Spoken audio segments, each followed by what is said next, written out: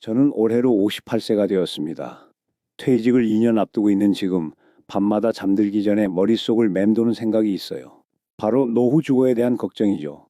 제가 사는 35평 아파트를 보면서 이런 생각을 하게 됩니다. 과연 이 집을 계속 유지할 수 있을까? 집값이 떨어지면 어떻게 하지? 요즘 뉴스를 보면 부동산 시장이 불안정합니다. 어떤 전문가는 집값이 더 오를 거라고 하고 또 다른 전문가는 폭락할 거라고 경고하죠. 저처럼 은퇴를 앞둔 사람들에게는 이런 불확실성이 큰 스트레스가 되고 있어요. 특히 저희 세대는 집이 재산의 대부분을 차지하고 있거든요. 이야기를 시작하기 전에 졸업한 국민학교와 연도를 지금 댓글에 남겨보세요. 그 시절 같은 공간에 있던 친구들과 같은 영상을 보고 있다는 자체도 너무 흥미로울 것 같습니다. 그럼 이야기를 시작하겠습니다. 지난주 동창회에서 만난 친구들과 이야기를 나누다 보니 모두가 비슷한 고민을 안고 있었습니다. 한 친구는 연금으로 생활비 충당하기도 빠듯한데 관리비랑 세금까지 생각하면 머리가 아프다고 하더군요. 또 다른 친구는 아이들이 독립해서 방 2개는 아예 쓰지도 않는데 굳이 이렇게 큰 집에 살아야 하나 싶다며 한숨을 쉬었어요. 저 역시 마찬가지입니다. 큰아들은 이미 결혼해서 분가했고 작은 아들도 내년에 군대를 가면 집에는 저희 부부만 남게 되죠. 그런데 35평 아파트의 방 3개 중에서 실제로 쓰는 건 안방 하나뿐이에요. 나머지 2방은 창고 역할을 하고 있는 셈입니다. 이런 상황에서 매월 나가는 관리비만 20만 원이 넘어가고 재산세와 종합부동산세까지 합치면 연간 수백만 원이 들어가고 있어요. 더 큰 문제는 앞으로입니다. 퇴직하면 소득이 크게 줄어들 텐데 지금과 같은 주거비 부담을 감당할 수 있을까요? 국민연금과 퇴직금, 그리고 조금씩 모아놓은 적금을 합쳐봐도 현재 생활 수준을 유지하기는 빠듯할 것 같습니다. 특히 의료비 지출이 늘어날 것을 생각하면 더욱 불안하죠. 최근에는 이런 걱정 때문에 잠을 제대로 이루지 못하는 날이 많아졌습니다. 아내도 비슷한 고민을 하고 있는 것 같아요. 얼마 전에는 우리 나이에 이사 가는 것도 쉽지 않을 텐데 미리미리 준비해야 하는 게 아닐까라고 말하더군요. 맞는 말이죠. 지금이야 몸이 건강하니까 이사도 할 수 있지만 나이가 더 들면 체력적으로도 정신적으로도 변화를 받아들이기 어려워질 거예요. 그래서 저는 요즘 노후 주거에 대해 진지하게 고민하기 시작했습니다. 단순히 우리 집 가격이 얼마나 오를까, 떨어질까를 걱정하는 게 아니라 어떻게 하면 안정적이고 경제적인 주거 환경을 만들 수 있을까를 생각하게 되었어요. 집값 변동에 일희일비하지 않고 진짜 중요한 것이 무엇인지 찾아보고 싶었습니다. 인터넷을 검색해보니 저와 같은 고민을 하는 사람들이 정말 많더군요. 베이비 부모 세대가 대거 은퇴하면서 노후 주거 문제가 사회적 이슈로 떠오르고 있어요. 통계청 자료에 따르면 2025년 현재 65세 이상 인구가 전체 인구의 20%를 넘어섰다고 합니다. 이는 우리나라가 본격적인 초고령 사회에 진입했다는 의미죠. 문제는 이런 인구 구조 변화에 비해 노후 주거 대책은 턱없이 부족하다는 점입니다. 대부분의 시니어들이 자가에 거주하고 있지만 실제로는 주거비 부담 때문에 어려움을 겪고 있어요. 특히 저처럼 아직 주택담보대출이 남아있는 경우에는 더욱 심각하죠. 매월 대출 이자와 원금 상환, 관리비, 세금을 모두 감당하기가 벅찹니다. 그런데 최근에 한 가지 깨달은 것이 있어요. 노후 주거 문제의 핵심은 집값이 아니라 주거의 질이라는 점입니다. 집이 비싸다고 해서 반드시 좋은 노후 생활을 보장하는 건 아니거든요.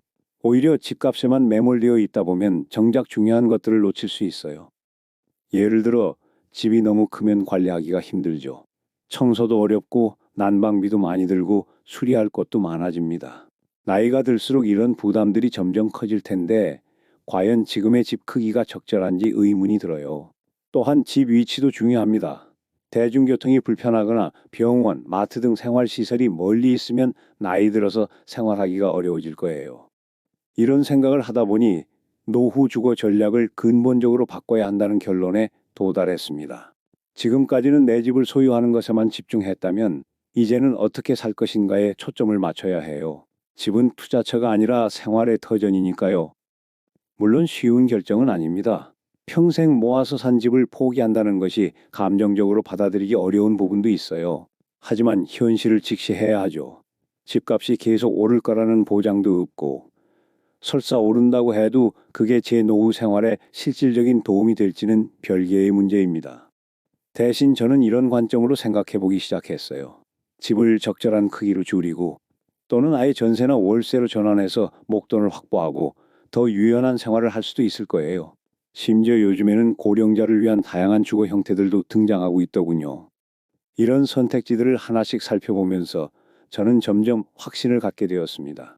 노후의 진짜 안정은 집값에서 나오는 게 아니라 내 상황에 맞는 합리적인 주거 선택에서 나온다는 것을 말이에요.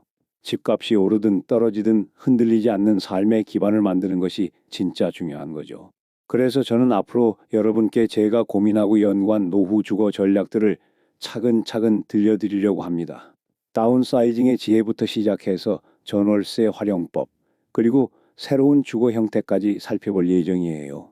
이 모든 것들의 공통점은 집값에 흔들리지 않는 삶을 만드는 데 있습니다. 물론 정답은 없어요. 각자의 상황과 선호도가 다르니까요.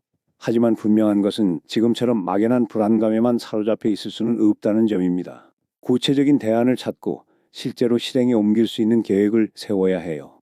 그래야만 진정으로 안심하고 노후를 맞이할 수 있을 테니까요. 저와 함께 이 여정을 시작해 보실까요? 집값이라는 불안한 요소에 휘둘리지 않고 우리 각자에게 맞는 최적의 노후 주거 전략을 찾아보는 시간을 가져보죠. 분명히 그 끝에는 더 안정적이고 행복한 노후가 기다리고 있을 거예요. 그렇게 노후 주거에 대한 고민을 시작한 저는 가장 먼저 우리 집의 현실을 냉정하게 들여다보기로 했습니다. 35평 아파트, 방 3개, 거실, 주방, 화장실 2개. 언뜻 보기에는 적당해 보이지만 실상은 달랐어요. 큰아들 방은 이미 2년째 창고로 쓰이고 있고 작은아들 방도 주인이 없는 날이 더 많죠.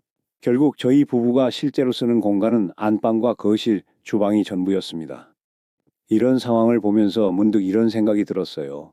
우리가 정말 이렇게 큰 집이 필요할까?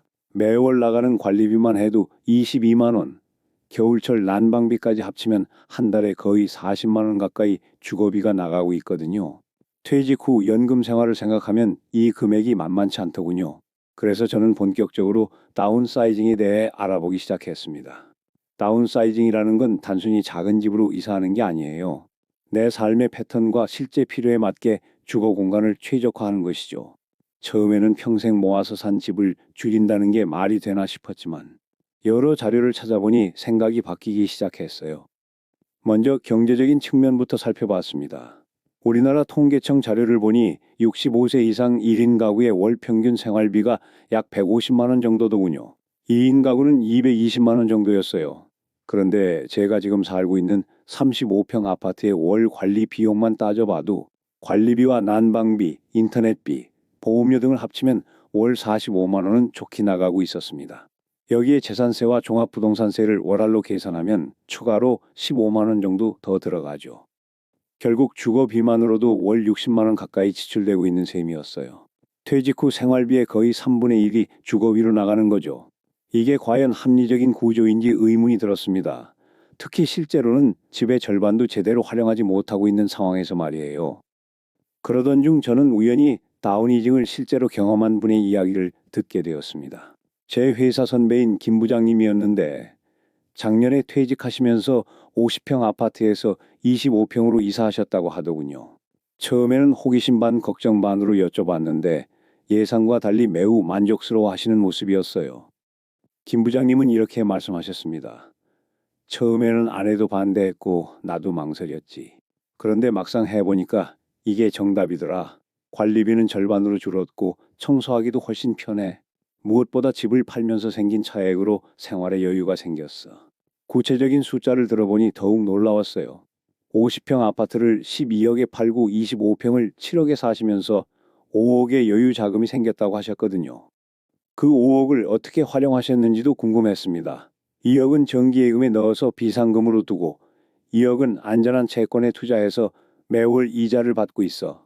나머지 1억은 여행이나 취미, 손자들 용돈으로 쓰고 있지.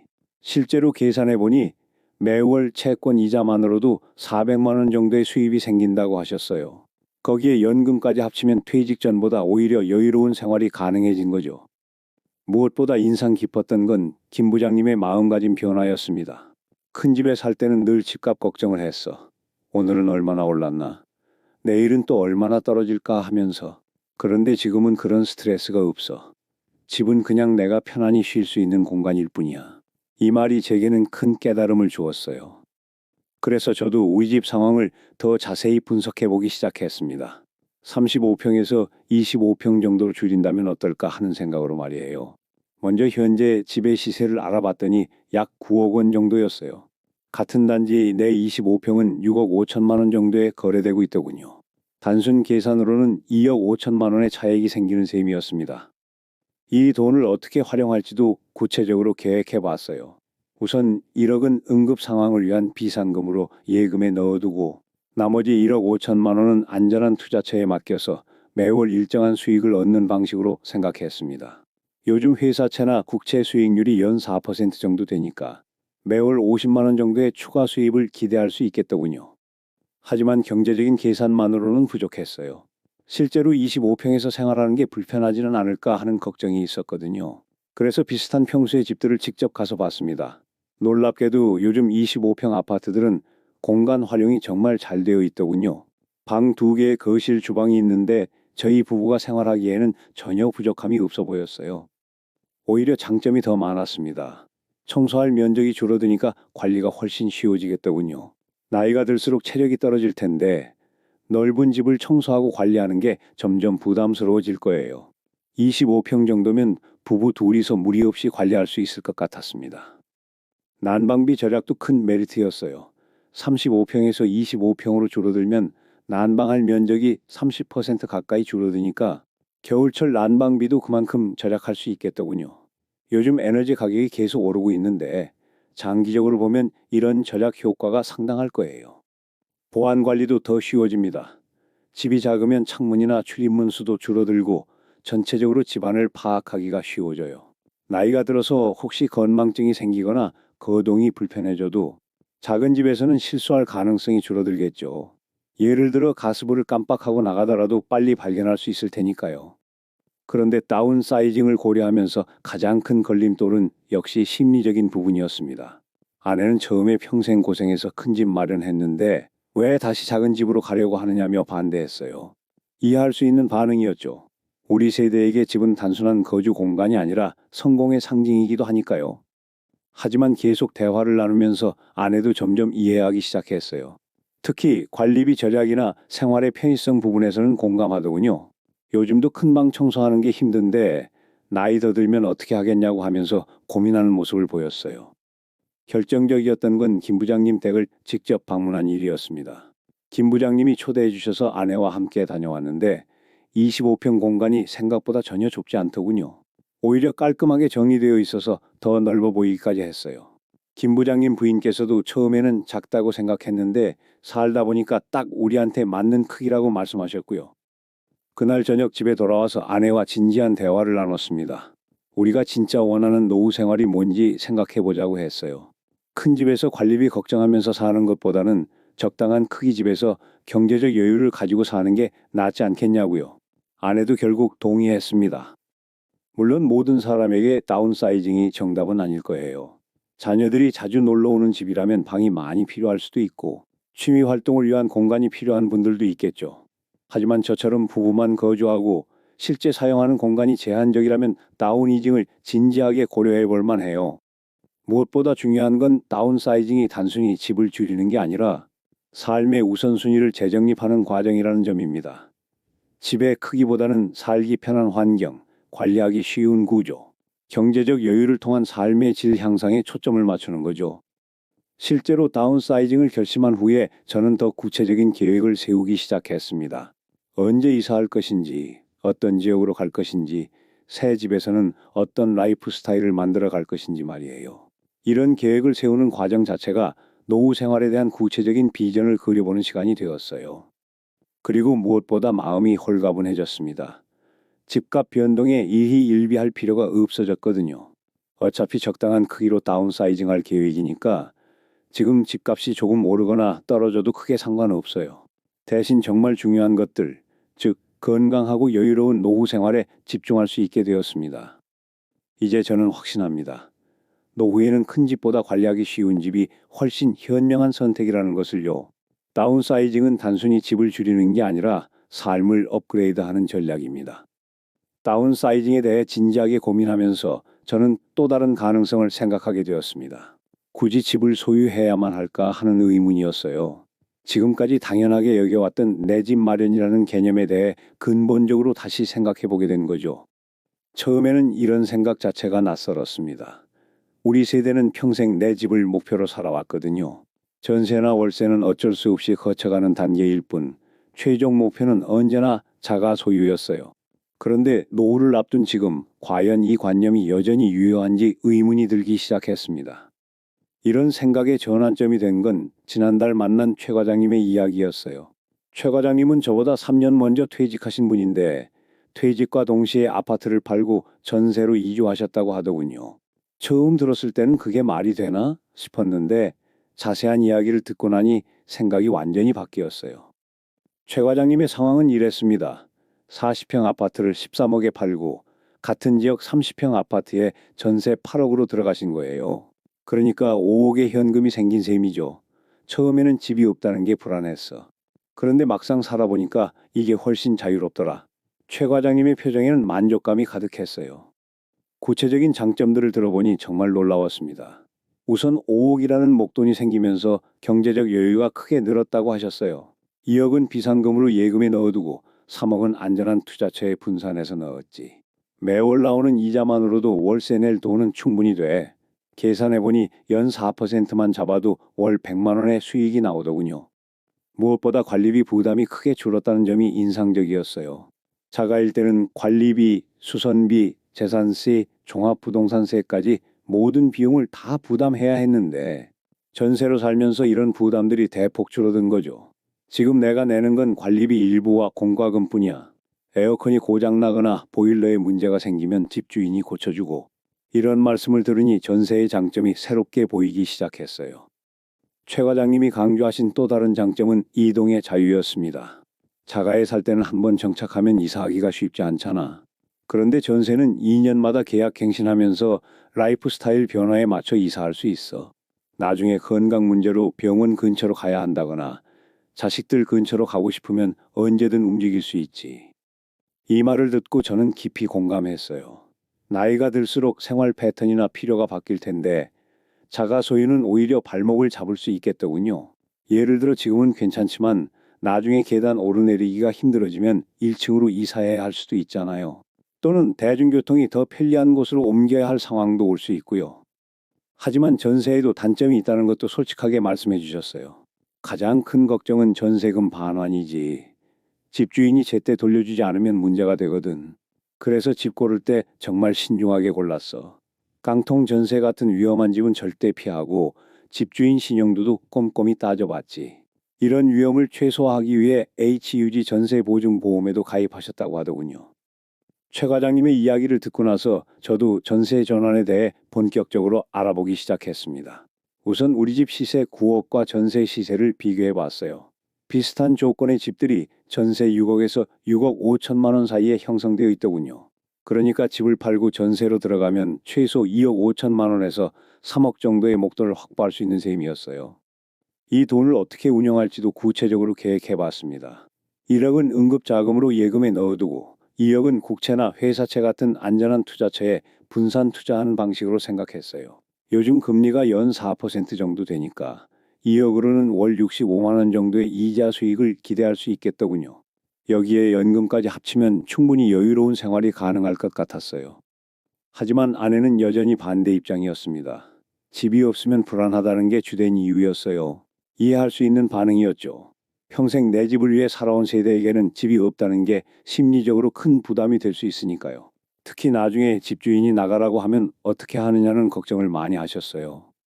그래서 저는 전세의 안전장치들에 대해 자세히 설명해 드렸어요. 우선 전세 보증 보험이 있어서 집주인이 전세금을 돌려주지 않아도 보장을 받을 수 있다는 점.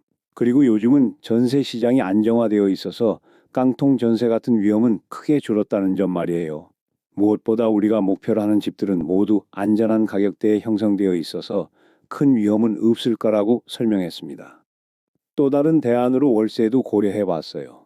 전세보다는 초기 부담이 적지만 매월 일정한 월세를 내야 하는 방식이죠. 계산해 보니 보증금 2억에 월세 80만 원 정도면 괜찮은 집을 구할 수 있더군요. 이 경우에는 7억의 목돈을 확보할 수 있어서 투자 수익만으로도 월세를 충분히 감당할 수 있겠더군요. 월세의 장점은 전세보다 더 유연하다는 점이에요. 보증금이 적으니까 언제든 더 쉽게 이사할 수 있고 전세금 반환 걱정도 상대적으로 적죠. 대신 매월 올라가는 월세가 부담스러울 수 있지만 우리 경우에는 투자 수익으로 충분히 커버할 수 있을 것 같았어요. 이런 계산들을 하면서 깨달은 건 전월세도 충분히 합리적인 선택이 될 수 있다는 점이었어요. 특히 노후에는 자산의 유동성이 중요한데 집에 모든 자산이 묶여 있으면 응급 상황에 대처하기 어렵거든요. 병원비나 간병비 같은 큰 지출이 갑자기 필요할 때 집은 쉽게 현금화하기 어려우니까요. 반면 전월세로 살면서 목돈을 확보해두면 이런 상황에 훨씬 유연하게 대응할 수 있어요. 필요하면 언제든 일부를 인출해서 쓸 수 있고 나머지는 계속 수익을 창출할 수 있죠. 이런 관점에서 보면 노후에는 오히려 전월세가 더 안전한 선택일 수도 있겠다는 생각이 들었어요. 물론 전월세에도 단점과 위험이 있다는 걸 무시할 수는 없어요. 집주인과의 갈등, 전세금 반환 지연, 임대료 인상 등의 문제들이 발생할 수 있죠. 하지만 이런 위험들은 충분히 관리할 수 있는 수준이라고 생각해요. 집을 신중하게 고르고 보험에 가입하고 계약서를 꼼꼼히 검토하면 대부분 예방할 수 있거든요. 특히 요즘에는 전월세 관련 제도들이 많이 개선되었어요. 전세 보증 보험 의무화, 전세금 반환 보증, 임대차 보호법 강화 등으로 임차인 보호가 예전보다 훨씬 강화되었죠. 이런 제도적 뒷받침 덕분에 전월세도 충분히 안전한 선택지가 될 수 있다고 봅니다. 그리고 무엇보다 중요한 건 마음가짐의 변화예요. 집이 없으면 불안하다는 고정관념에서 벗어나서 내 상황에 가장 맞는 주거 형태가 무엇인가를 생각해 보는 거죠. 집 소유가 목적이 아니라 편안하고 안전한 주거 환경을 만드는 게 목적이라면 전월세도 충분히 좋은 대안이 될 수 있어요. 실제로 최근 통계를 보면 고령자 중에서도 전월세를 선택하는 비율이 늘어나고 있다고 해요. 자산 관리의 효율성, 이동의 자유, 관리 부담 경감 등의 이유 때문이죠. 이는 우리나라 주거 문화의 패러다임이 바뀌고 있다는 신호일 수도 있어요. 저는 이제 확신을 갖게 되었습니다. 노후 주거에서 중요한 건 집을 소유하는 것이 아니라 안전하고 편안하게 거주하는 것이라고 말이에요. 그리고 그 목표를 달성하는 방법은 꼭 자가 소유만이 아니라는 것도요. 물론 모든 사람에게 전월세가 정답은 아닐 거예요. 각자의 경제 상황, 가족 구성, 라이프 스타일에 따라 최적의 선택이 다를 테니까요. 하지만 적어도 선택지로는 충분히 고려해 볼 만하다고 생각해요. 특히 자산을 좀 더 유연하게 관리하고 싶거나 이동의 자유를 중시하는 분들에게는 매우 매력적인 대안이 될 수 있을 거예요. 지금 저는 아내와 계속 대화를 나누면서 우리에게 가장 맞는 방식을 찾아가고 있어요. 다운사이징을 할 것인지 전월세로 전환할 것인지 아니면 두 가지를 조합한 새로운 방식을 택할 것인지 말이에요. 중요한 건 고정관념에 사로잡히지 않고 우리 상황에 가장 적합한 선택을 하는 것이라고 생각합니다. 내 집만 고집하지 말아라는 말이 이제는 새로운 의미로 다가와요. 진정한 내 집은 소유권이 있는 집이 아니라 내가 편안하고 안전하게 살 수 있는 공간이라는 의미로 말이에요. 다운이징과 전월세에 대해 고민하면서 저는 또 다른 궁금증이 생겼습니다. 과연 이 두 가지 외에 다른 선택지는 없을까 하는 의문이었어요. 요즘 신문이나 인터넷을 보면 새로운 주거 형태들에 대한 이야기가 자주 나오더군요. 고령자를 위한 공공임대주택, 실버타운 공유주택 같은 것들 말이에요. 처음에는 나와는 상관없는 이야기라고 생각했습니다. 공공임대는 저소득층을 위한 것이고 실버타운은 부유한 사람들만 들어가는 곳이라는 선입견이 있었거든요. 그런데 자세히 알아보니 생각보다 다양하고 현실적인 선택지들이 많더군요. 가장 먼저 관심을 갖게 된 건 고령자 맞춤형 공공임대주택이었어요. 지난달 구청에 다른 일로 갔다가 우연히 관련 팸플릿을 보게 되었는데 생각보다 조건이 나쁘지 않더라고요. 특히 만 65세 이상이거나 고령자 부부 가구를 대상으로 하는 고령자 복지주택이라는 게 있었어요. 팸플릿에 나온 사진을 보니 시설도 꽤 괜찮았습니다. 원룸이나 투룸 형태인데 방마다 화장실과 간이 주방이 딸려 있고 공용 공간에는 식당, 의료실, 프로그램실 등이 마련되어 있더군요. 무엇보다 월 임대료가 생각보다 저렴했어요. 보증금 500만 원에 월 임대료 30만 원 정도면 입주할 수 있다고 나와 있었거든요. 이런 공공임대의 가장 큰 장점은 안정성이라고 생각해요. 일반 전월세와 달리 집주인이 갑자기 나가라고 할 걱정이 없고 임대료도 시세보다 훨씬 저렴하죠. 또한 고령자를 배려한 시설들이 잘 갖춰져 있어서 나이가 들어도 안전하게 생활할 수 있을 것 같았어요. 하지만 단점도 있었습니다. 입주 조건이 까다로운 편이고 대기 기간이 꽤 길다고 하더군요. 소득이나 자산 기준도 있어서 누구나 들어갈 수 있는 건 아니었어요. 그래도 노후 주거 선택지 중 하나로는 충분히 고려해 볼 만하다고 생각했습니다. 다음으로 알아본 건 실버타운이었어요. 처음에는 부자들만 가는 곳이라는 편견이 있었는데 알아보니 생각보다 다양한 형태가 있더군요. 고급 실버타운부터 중산층을 대상으로 한 합리적인 가격의 시설까지 선택폭이 넓었어요. 실제로 몇 곳을 견학해 보기도 했습니다. 경기도에 있는 한 실버타운에 갔는데 시설이 정말 좋더군요. 각자 독립된 아파트에서 살면서도 식당이나 의료시설, 문화시설 등은 공용으로 이용할 수 있었어요. 특히 응급 상황에 대비한 24시간 간병 서비스나 의료진 상주 시스템이 인상적이었습니다. 그런데 역시 비용이 만만치 않더군요. 입주금만 3억에서 5억 정도 들고 매월 관리비도 150만 원 이상 나간다고 하더라고요. 저희 같은 일반 중산층에게는 부담스러운 수준이었어요. 물론 나중에 퇴가할 때 입주금의 대부분은 돌려받을 수 있다고 했지만 초기 비용 부담이 큰 건 사실이었습니다.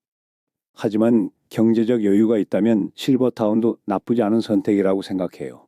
특히 건강관리나 응급상황 대응 측면에서는 일반 주택보다 훨씬 안전하니까요. 나이가 들수록 이런 부분들이 중요해지는데 실버타운에서는 전문적인 케어를 받을 수 있다는 장점이 있어요. 가장 흥미로웠던 건 공유주택이었습니다. 요즘 젊은 세대 사이에서 인기를 끌고 있다는 쉐어하우스의 시니어 버전이라고 볼 수 있어요. 혼자 살기는 외롭고 그렇다고 가족과 함께 살기는 부담스러운 고령자들이 함께 모여 사는 주거 형태죠. 지난주에 서울 강서구에 있는 시니어 공유주택을 견학해 봤는데 정말 새로운 경험이었어요. 5명의 시니어가 함께 살고 있었는데 각자 개인 방은 따로 쓰고 거실과 주방, 화장실은 공용으로 사용하고 있더군요. 집 전체 분위기가 따뜻하고 활기찼어요. 그곳에 살고 계신 박할머니와 이야기를 나눠보니 공유주택의 장점을 구체적으로 알 수 있었습니다. 혼자 살 때는 하루 종일 말할 사람도 없고 너무 외로웠는데 여기 와서는 매일이 즐거워요. 아침에 일어나면 함께 아침 준비하고 저녁에는 같이 드라마 보면서 수다 떨고 고독감 해소라는 측면에서는 정말 큰 장점이 있는 것 같았어요. 경제적인 면에서도 나쁘지 않았습니다. 개인이 부담하는 비용은 보증금 1,000만 원에 월 50만 원 정도였는데 이 안에 관리비와 공과금, 심지어 식비의 일부까지 포함되어 있더군요. 혼자 살면서 이 정도 비용으로는 도저히 불가능한 조건이었어요. 무엇보다 안전관리 측면에서 큰 장점이 있었습니다. 혼자 살 때는 쓰러져도 누가 알아주는 사람이 없잖아요. 그런데 여기서는 룸메이트들이 서로 안부를 챙겨줘요. 아침에 안 나오면 문 두드려 보고 몸이 아프면 병원까지 같이 가지고 박할머니의 말을 들으니 고독사 위험이 사회 문제가 되고 있는 요즘 공유주택이 하나의 해답이 될 수 있겠다는 생각이 들었어요. 물론 공유주택에도 단점이 있어요. 무엇보다 다른 사람들과 함께 살아야 하니까 프라이버시가 제한될 수 있죠. 성격이나 생활 패턴이 안 맞는 룸메이트를 만나면 스트레스를 받을 수도 있고요. 하지만 이런 문제들은 입주 전 면접이나 체험 거주 기간을 통해 어느 정도 걸러낼 수 있다고 하더군요. 이런 새로운 주거 형태들을 알아보면서 제가 깨달은 건 노후 주거의 핵심은 단순히 집이 아니라 커뮤니티라는 점이었어요. 나이가 들수록 사회적 관계가 줄어들고 외로움을 느끼기 쉬운데 이런 문제를 해결하는 것이 물리적인 주거 공간만큼이나 중요하다는 걸 알게 되었거든요. 실제로 통계를 보면 우리나라 고령자의 우울증 발생률이 점점 높아지고 있어요. 특히 독거노인의 경우 고독감과 우울감이 심각한 사회 문제가 되고 있죠. 이런 상황에서 혼자 큰 집에 사는 것보다는 다소 좁더라도 사람들과 함께 어울릴 수 있는 환경이 정신 건강에는 훨씬 도움이 될 것 같아요. 그래서 저는 요즘 나이 들어서는 어떤 방식으로 살고 싶은가에 대해 깊이 생각해 보고 있어요. 지금은 아내와 둘이서 조용히 사는 것도 좋지만 나중에 더 나이가 들면 좀 더 활기찬 환경에서 살고 싶어질 수도 있거든요. 그때를 대비해서 다양한 선택지를 미리 알아두는 것도 필요하다고 생각해요. 특히 아내보다 제가 먼저 세상을 뜨거나 반대로 아내가 먼저 가시게 될 경우를 생각해 보면 더욱 그래요. 혼자 남게 되면 지금처럼 큰 집에서 혼자 사는 것보다는 공유주택이나 실버타운 같은 곳에서 다른 사람들과 함께 사는 게 나을 수도 있을 거예요. 이런 새로운 주거 형태들의 또 다른 장점은 전문적인 서비스를 받을 수 있다는 점이에요. 일반 주택에서는 아플 때 병원까지 가는 것도 힘들 수 있는데 이런 시설들에는 대부분 의료진이 상주하거나 응급 상황에 대비한 시스템이 갖춰져 있어요. 또한 영양사가 만든 식단으로 식사를 할 수 있고 다양한 문화 프로그램이나 운동 프로그램도 제공되죠. 물론 이런 서비스에는 비용이 들어가지만 개별적으로 이런 서비스들을 이용하는 것보다는 훨씬 경제적일 거예요. 예를 들어 개인적으로 간병인을 고용하거나 영양사를 두는 건 불가능하지만 공동체에서는 이런 서비스들을 합리적인 비용으로 이용할 수 있는 거죠. 최근에는 정부에서도 이런 새로운 주거 형태들을 적극 지원하고 있다고 해요. 고령화 사회에 대비해서 다양한 노인 주거 정책을 추진하고 있거든요. 공공임대주택 확대, 실버타운 인허가 기준 완화, 공유주택 지원 사업 등이 그런 예죠. 이런 변화를 보면서 저는 우리 사회가 노후 주거에 대한 인식을 바꿔가고 있다는 걸 느껴요. 예전에는 효자들이 부모를 모시고 사는 게 당연하다고 생각했다면 이제는 각자 독립적이면서도 필요할 때 도움받을 수 있는 환경이 더 좋다는 인식으로 변하고 있는 것 같아요. 실제로 제 주변의 동년배들도 자식들에게 부담 주고 싶지 않다는 말을 자주 해요. 그렇다고 혼자 외롭게 살고 싶지도 않고요. 이런 딜레마를 해결하는 방법 중 하나가 바로 이런 새로운 주거 형태들이 아닐까 싶어요. 물론 아직은 선택할 수 있는 시설이나 지역이 제한적이고 비용이나 입주 조건 등에서 아쉬운 부분들이 있는 것도 사실이에요. 하지만 앞으로 고령화가 더 진행되면서 이런 분야도 빠르게 발전할 것 같아요. 지금부터 관심을 갖고 지켜보면서 준비해 나가는 게 좋을 것 같습니다. 저는 이제 노후 주거에 대해 훨씬 열린 마음을 갖게 되었어요. 꼭 전통적인 방식, 즉 자가나 전월세에만 매몰되지 않고 우리 부부에게 가장 적합한 방식이 무엇인지 계속 고민해 보려고 해요.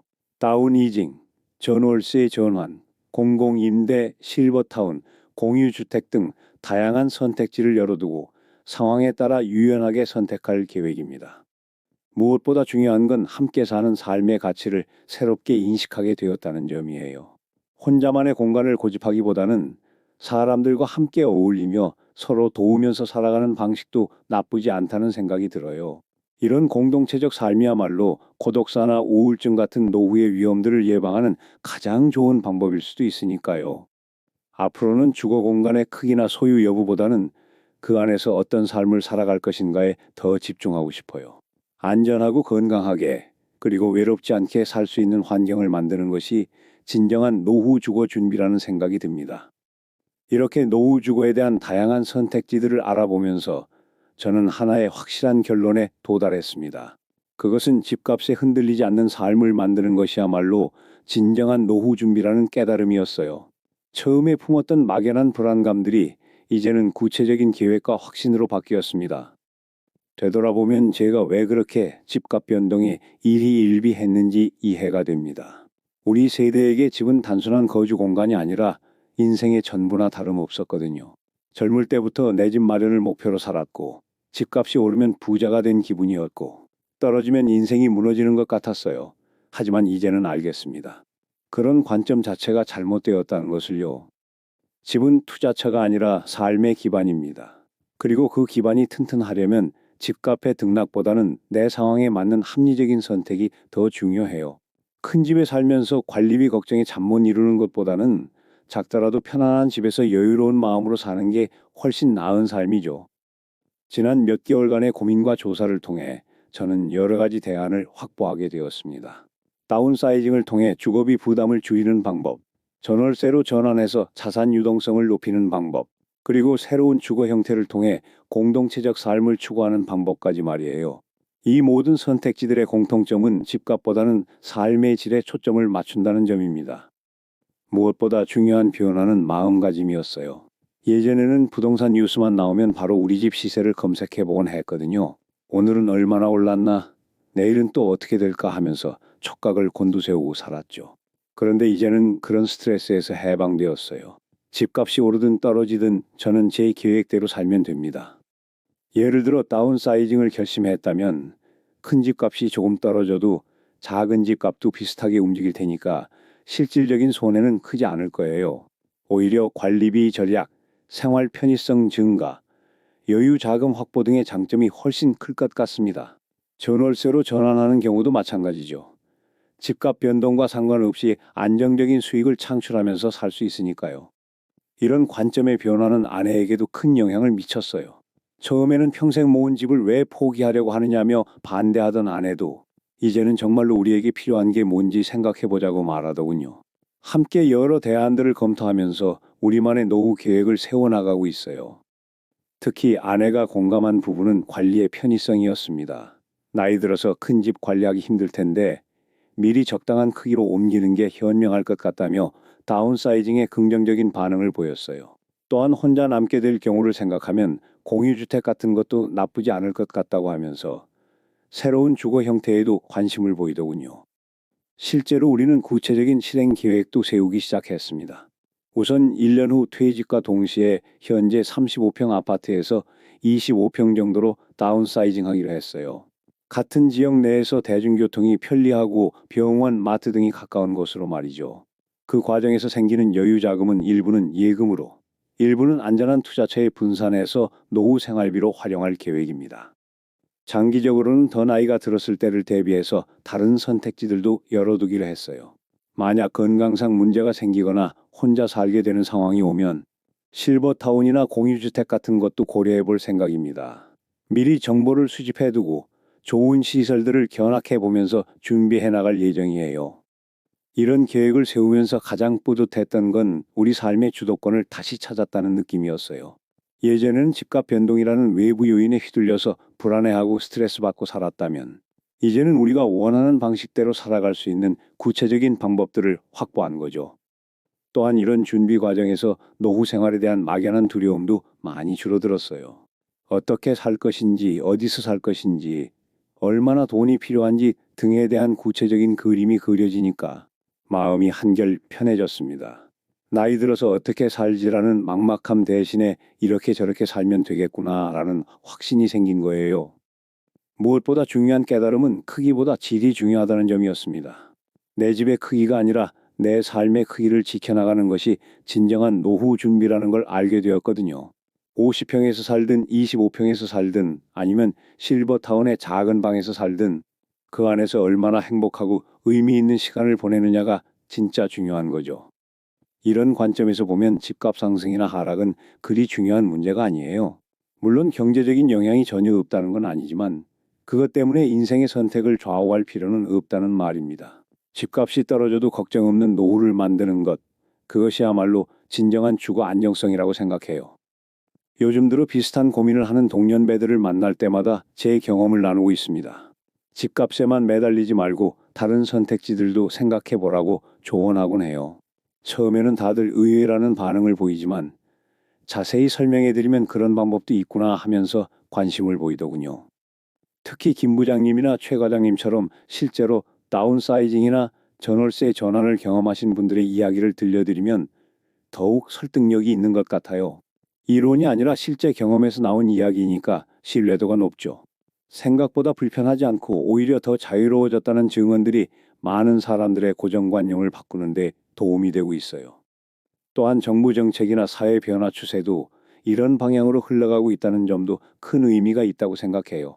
고령화 사회에 대비해서 다양한 노후 주거 정책들이 나오고 있고 실버타운이나 공유주택 같은 새로운 주거 형태들도 점점 늘어나고 있어요.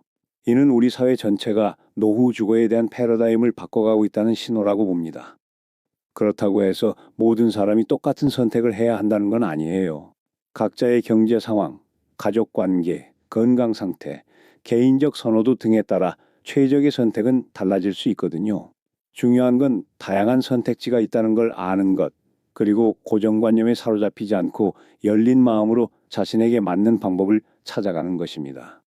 저의 경우에는 다운 이징이 가장 현실적인 대안이라고 판단했지만 다른 분들에게는 전월세 전환이나 새로운 주거 형태가 더 적합할 수도 있을 거예요. 정답은 없습니다.